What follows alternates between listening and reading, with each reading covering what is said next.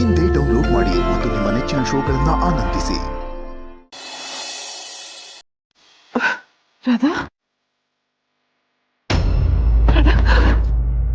ಏನ ಶಾರ್ವರಿನ ಮೊದಲು ರಾಧಾ ಅವ್ರು ಸ್ವಲ್ಪ ಸುಧಾರಿಸ್ಕೊಳ್ಳಿ. ಅವ್ರು ಸುಧಾರಿಸ್ಕೊಳ್ಳೋದು ಹಾಗಿರ್ಲಿ, ನಮ್ಮ ಮೀರನ್ನ ಎತ್ಕೊಂಡು ಹೋಗಿರೋದು ಶಾರ್ವರಿನ. ಅವ್ರಿಗೂ ಅಷ್ಟೇ ಗೊತ್ತಿರೋದು. ಆಸ್ಪತ್ರೆಯಲ್ಲೂ ಅವ್ರು ಅದನ್ನೇ ಹೇಳ್ತಾ ಇದ್ರು. ಅದ್ ಯಾವ ಗಳಿಗೆಲಿ ಇವ್ರನ್ನ ನಮ್ಮ ಮನೆ ಕರ್ಕೊಂಡು ಬಂದ್ರು, ನಮ್ಮ ಮನೆ ನೆಮ್ಮದಿನೇ ಹಾಳಾಗೋಯ್ತು. ಇವ್ರು ಇಷ್ಟು ದಿನ ಈ ಮನೇಲಿ ಇದ್ಕೊಂಡು ಮಾಡಿದ ಅನಾಹುತಗಳೇ ಸಾಕು. ಇನ್ನೂ ಇಲ್ಲ ಇದ್ರೆ ಈ ಮನೆ ಬೆಂಕಿ ಹಚ್ಬಿಡ್ತಾರೆ.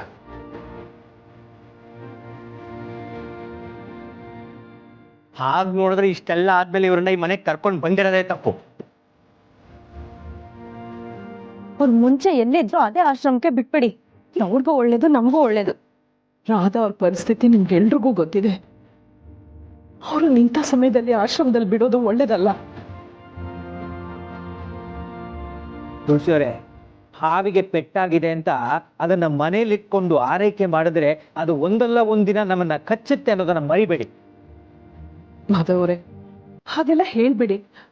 ರಾಧಾ ಅವರು ಮಗುನ ಆಚೆ ಕರ್ಕೊಂಡು ಹೋಗಿ ತಪ್ಪು ಮಾಡಿದ್ದಾರೆ ನಿಜ, ಆದ್ರೆ ಅವ್ರು ಬೇಕು ಅಂತ ಮಾಡಿಲ್ಲ. ಅದಕ್ಕೆ ಬೇಕು ಅಂತ ಮಾಡಿದಾರೋ ಗೊತ್ತಿಲ್ಲದೆ ಮಾಡಿದಾರೋ, ಒಟ್ಟಿನಲ್ಲಿ ಇವ್ರು ಮಾಡಿರೋದು ತಪ್ಪು. ಅಮ್ಮ, ಇಷ್ಟು ದಿನ ನಿನ್ಗೋಸ್ಕರ ಅವ್ರನ್ನ ಸಹಿಸ್ಕೊಂಡು ಸುಮ್ಮನೆ ಇದ್ವಿ. ಇದೆಲ್ಲ ಮಿತಿ ಮೀರೋಗ್ತಾ ಇದೆ. ಇದಕ್ಕೆ ಮೇಲೆ ಇವ್ರು ಇಲ್ಲಿರೋದು ಸರಿಯಲ್ಲ. ಕರ್ಕೊಂಡು ಆಶ್ರಮ ಬಿಟ್ಬಿಡ್ತೀನಿ. ನೋಡಿ, ಇವ್ರು ಮಾಡಿರೋ ತಪ್ಪು ಅಂತ ನಾನು ಒಪ್ಕೋತೀನಿ. ಆದ್ರೆ ಈಗ ನಾವು ಮೊದಲು ಮಾಡ್ಬೇಕಾಗಿರೋದು ನಮ್ಮ ಮೀರನ್ನು ಹುಡ್ಕೋದು. ನಮ್ಮ ಮಗುನ ಶಾರ್ವರಿ ಕೈಯಿಂದ ಹೇಗ್ ಬಿಡಿಸ್ಕೊಂಡು ಬರೋದು ಅಂತ ಯೋಚನೆ ಮಾಡೋಣ. ಶಾರ್ವರಿ ತುಂಬಾ ಕೆಟ್ಟವಳು. ನನ್ ಮಗುಗೇನಾದ್ರೂ ಹೆಚ್ಚು ಕಮ್ಮಿ ಮಾಡ್ಬಿಟ್ರೆ, ನಮ್ಮ ಮೇಲಿರೋ ಕೋಪಕ್ಕೆ ನನ್ನ ಮಗು ಜೀವಕ್ಕೇನಾದ್ರೂ ಅಪಾಯ ಮಾಡ್ಬಿಟ್ರೆ,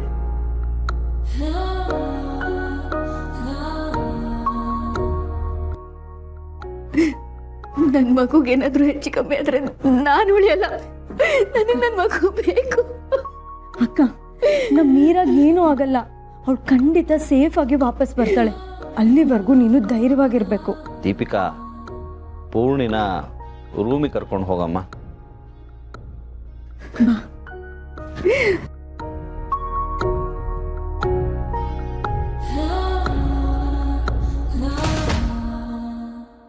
ಮಗು ಕಳೆದೋದಾಗಿಂದ ಪೂರ್ಣಿಗೆ ತುಂಬ ಆಘಾತ ಆಗಿದೆ. ಅವಳು ಹೀಗೆ ಇದ್ದರೆ ಅವಳ ಆರೋಗ್ಯಕ್ಕೆ ತುಂಬ ಕೆಟ್ಟದಾಗತ್ತೆ. ಅಭಿ, ಡಾಕ್ಟ್ರಿಗೆ ಕಾಲ್ ಮಾಡು. ಅವ್ರು ಬಂದು ಒಂದ್ಸಲ ಪೂರ್ಣಿ ನೋಡಲಿ. ಸರಿ ಡಾಕ್ಟರ್. ಈ ರಾಧಾ ಅವರು ಬಂದ ಮೇಲಿಂದ ಮನೆಯಲ್ಲಿ ಏನೇನೋ ನಡೀತಿದೆ. ಛೆ,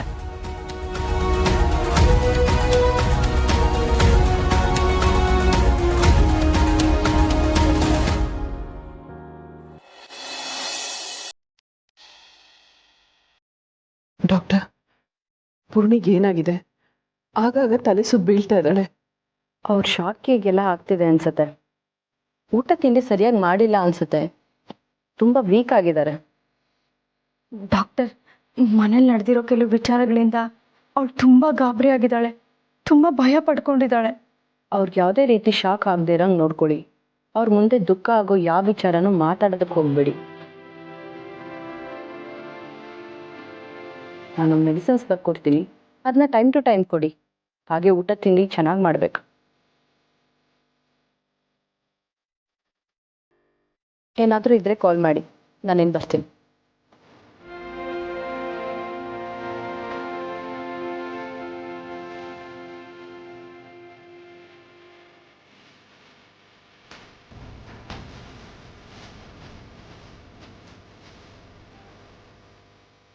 ಪೂರ್ಣಿ, ನಮ್ಮ ಮೀರಾಗ ಏನೂ ಆಗಲ್ಲ.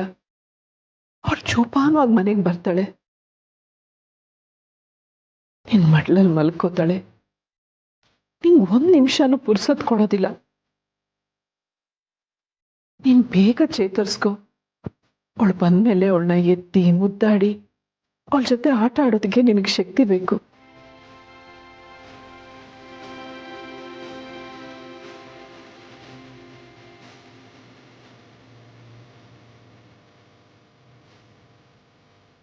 ಅಣ್ಣಿ, ಪೂರ್ಣಿಗೆ ಏನಾಯ್ತು? ಈಗ ಹೇಗಿದ್ದಾಳೆ? ಅವಳು ಬದುಕಿದ್ರು ಸತ್ರು ನಿಮಗೇನು? ನೀವು ಆರಾಮಾಗಿರಿ. ನಿಮ್ಮಿಂದ ಅವಳಿಗೆ ಇಷ್ಟ ಆಗಿದ್ದೆ ಸಾಕು. ದಯವಿಟ್ಟು ಅವಳಿಗೆ ತೊಂದರೆ ಕೊಡಬೇಡಿ. ಅವಳು ಏನಾದ್ರೂ ನಿಮ್ಮನ್ನ ನೋಡಿದ್ರೆ ಅವಳಿಗೆ ಇನ್ನೂ ಗಾಬರಿ ಆಗುತ್ತೆ. ನೀವು ಇಲ್ಲಿಂದ ಹೊರಟೋಗಿ. ದೀಪಿಕಾ, ಇಷ್ಟೊಂದು ಕೋಪ ಮಾಡ್ಕೋಬೇಡ. ಇವ್ರು ಮಾಡಿರೋ ಕೆಲ್ಸಕ್ಕೆ ಕೋಪ ಮಾಡ್ಕೊಳ್ದೆ ಹೊತ್ಕೊಂಡು ಮೆರವಣಿಗೆ ಮಾಡ್ಬೇಕಾ? ನೋಡಿ, ಇಷ್ಟ ಹೇಳಿದ್ರು ಮತ್ತೆ ಇಲ್ಲೇ ನಿಂತ್ಕೊಂಡಿದ್ದೀರಲ್ಲ, ಆಚೆ ನಡೀರಿ.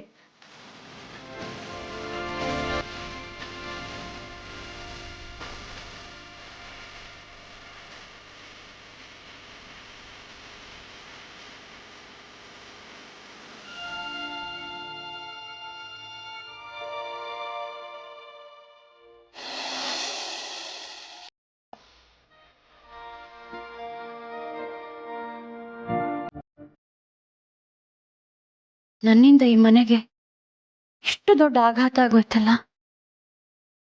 ನನ್ನನ್ನು ಇಷ್ಟೊಂದು ಪ್ರೀತಿಯಿಂದ ನೋಡ್ಕೊಂಡಿರೋ ಈ ಮನೆಗೆ, ಮನೆಯವ್ರಿಗೆ ನಾನು ದ್ರೋಹ ಮಾಡ್ಬಿಟ್ನಾ? ಇಲ್ಲಿ ಎಲ್ರೂ ನನ್ನ ಮೇಲೆ ಎಷ್ಟು ಕೋಪ ಮಾಡ್ಕೊಂಡಿದ್ದಾರೆ.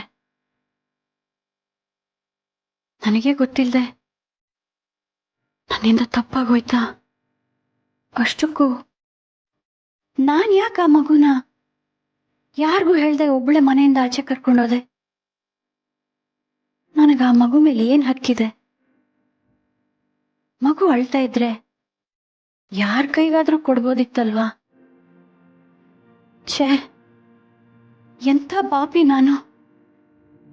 ಇವತ್ ನನ್ನಿಂದ ಪುಟ್ಟ ಮಗು ಜೀವ ಅಪಾಯದಲ್ಲಿದೆ. ಎಂಥ ದೊಡ್ಡ ತಪ್ಪು ಮಾಡಿಬಿಟ್ಟೆ. ನನ್ನ ಈ ತಪ್ಪಿಗೆ ಕ್ಷಮೆನೇ ಇಲ್ಲ. ಮೀರಾ, ಎಲ್ಲಿದೀಯ ಕಂದ? ಹೇಗಿದೀಯಾ? ನಿನಗೇನೂ ಆಗ್ಬಾರ್ದು. ನೀನು ಮನೆಯಿಂದ ಆಚೆ ಕರ್ಕೊಂಡೋದ್ರೆ ಈ ರೀತಿ ಅಪಾಯ ಆಗತ್ತೆ ಅಂತ ನನಗೆ ಗೊತ್ತೇ ಇರಲಿಲ್ಲ. ಅಷ್ಟಕ್ಕೂ ಅವರೆಲ್ಲ ಯಾರು? ಅವ್ರು ಯಾಕೆ ನಿನ್ನ ನಿಂತ್ಕೊಂಡು ಹೋದ್ರು?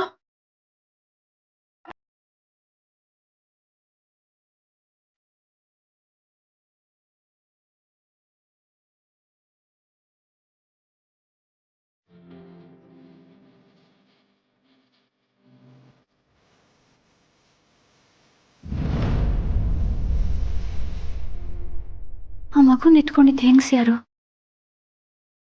ನನಗವಳ ಪರಿಚಯ ಇದೆಯಾ? ಈ ಮುಂಚೆ ನಾನು ಅವಳನ್ನು ನೋಡಿದ್ನಾ? ಛೇ, ಒಂದು ಗೊತ್ತಾಗ್ತಿಲ್ವಲ್ಲ. ಆದ್ರೆ ಅವಳ ಹೆಸರು ಶಾರ್ವರಿ. ಆ ಹೆಸರ್ಯಾಕೆ ನನ್ನ ಬಾಯಲ್ಲಿ ಬಂತು?